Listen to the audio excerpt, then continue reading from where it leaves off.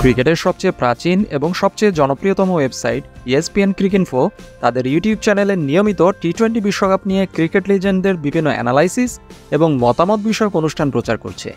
এমনই এক এপিসোডে আমাদের কলিজাওয়ালা খান তামিম ইকবাল এসেছিলেন বিখ্যাত ভারতীয় লেগ স্পিনার অনিল কুম্বলের সাথে।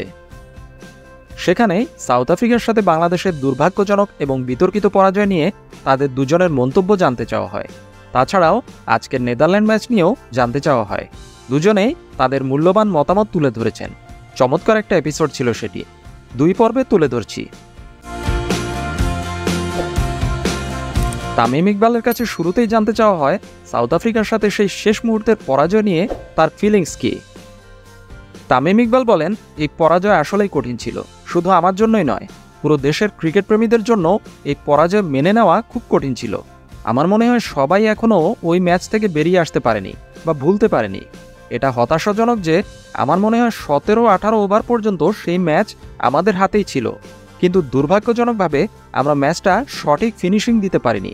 তবে এটাই প্রথম নয়, এর আগেও আমরা বহু ম্যাচ, আমি যখন দলের অংশ ছিলাম, আমি যখন খেলতাম, তখনও অনেক ম্যাচ আমরা খুব কাছে গিয়ে হেরে গিয়েছি।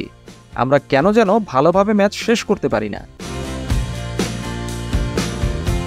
যাই হোক, সেটা এখন অতীত। একটা নতুন সুযোগ সামনে এসেছে। নেদারল্যান্ডের সাথে আমাদের জিততেই হবে। তাদের সাথে আমাদের শেষ 2টি টি-20 খুব ক্লোজ ছিল। আমি যদি ভুল না করি তাহলে একটি সম্ভবত অস্ট্রেলিয়াতে আর অন্যটি ইন্ডিয়াতে খেলা হয়েছিল। আর 2023 সালে একটা ওডিআইতে আমরা তাদের কাছে হেরেই গিয়েছিলাম। সুতরাং তাদের সাথে আমাদের ভালো লড়াইয়ের ইতিহাস আছে। আমার মনে হয় তাই এটা খুব ইন্টারেস্টিং একটা ম্যাচ হতে যাচ্ছে। আমার কাছে যতটুকু তথ্য আছে, লোকাল প্লেয়ারদের কাছ থেকে যতটুকু জেনেছি, সেন্ট ভিনসেন্টের পিচ লো এবং স্লো হবে, যা আমাদের সাহায্য করার কথা।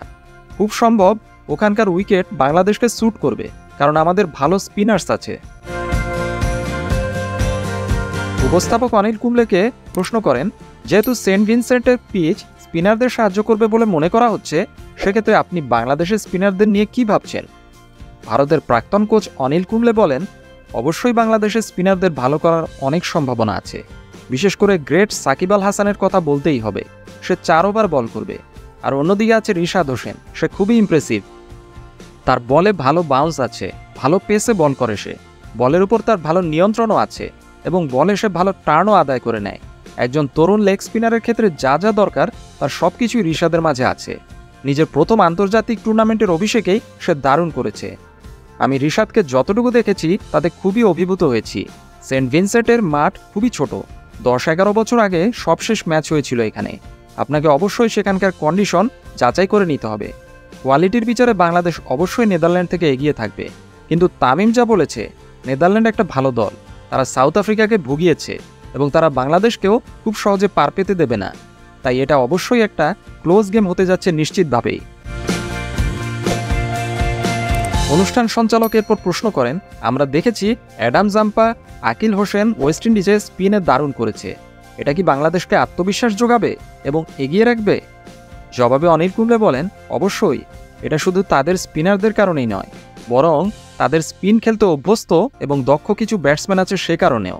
তাদের তৌহিদ হৃদয়, লিটন দাস, মাহমুদুল্লাহ ছাড়া অন্য ব্যাটাররা এখনও খুব একটা রান করেনি। এটা তাই দারুণ সুযোগ অন্যদের জন্য, কারণ উইকেটে সম্ভবত স্লো থাকবে, অনেকটা ঢাকার মিরপুরের উইকেটের মতোই। ফলে তাদের ব্যাটাররা ভালো করার সুযোগ থাকবে, কারণ কন্ডিশন তাদের বেশি স্যুট করবে। এখানে স্পিনাররা মূল ভূমিকা পালন করবে। সাথে সাথে আমি মনে করি ব্যাটাররাও স্বাচ্ছন্দ্যে খেলতে পারবে। সঙ্গে থাকার জন্য অসংখ্য ধন্যবাদ। ভালো থাকুন, সুস্থ থাকুন, নিজের চারপাশ পরিষ্কার পরিচ্ছন্ন রাখুন।